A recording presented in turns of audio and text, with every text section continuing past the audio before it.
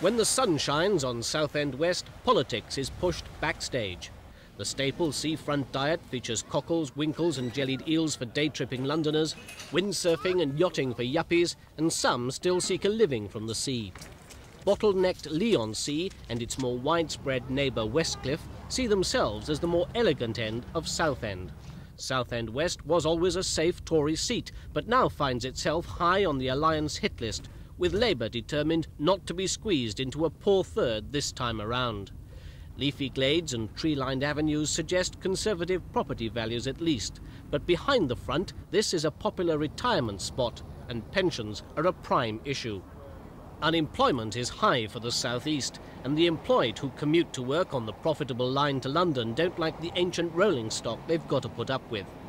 The area likes its grammar schools, but the biggest local issue is the planned closure of Southend's cancer treatment unit. All three candidates oppose closure. The government announced a timely review, but an answer won't be known before polling day. Gavin Grant is the Alliance pretender to a Guinness family throne. Sweeping success in local elections has convinced local Liberals that they can win the parliamentary seat this time. Hello. Hello, Gavin. Nice to see you. I hope everything's going wonderfully. Well, it looks very good. But Conservative Paul Shannon, who followed two previous generations of his Guinness family from Southend West to Westminster, is convinced that local Liberals will vote Tory in a general election. Yes, Hope to have your support. Well, yes, you definitely will. Join us to see you. Gavin Grant is 32, Hello. commutes to London where he works to protect rural England and is a seasoned backroom boy of the Liberal Party.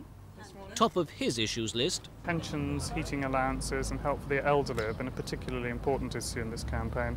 Traditionally, Conservative voters amongst the older age group have switched across to us in droves. Now 50 and a late entrant to the Thatcher cabinet, Paul Shannon is well known and perhaps more popular than the PM he hasn't always agreed with. What issues is he meeting on the doorstep? Education quite a lot. A lot of people are very keen to preserve the Southend's grammar schools, and of course the Conservative Party will make sure that happens. We're getting a certain amount of health. Those are the two main issues on the doorstep, really. The Labour vote, knocked down to 3,600 last time, could be crucial this time.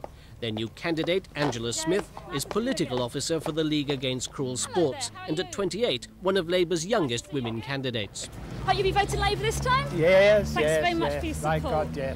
Yes, it's going well.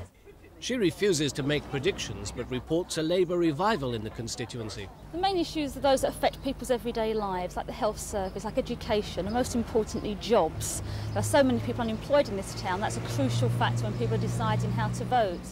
So with an enthusiastic Mrs. Smith, The support we're getting is overwhelming. I've never known anything like it before in Southend. It's marvellous for us.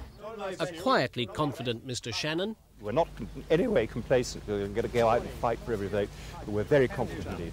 and a clearly confident Mr. Grant, Oh, I have no doubts. You'll be talking to me again as the new Member of Parliament for Southend West after June the 11th. it's a constituency to watch should the election tide turn a week on Thursday.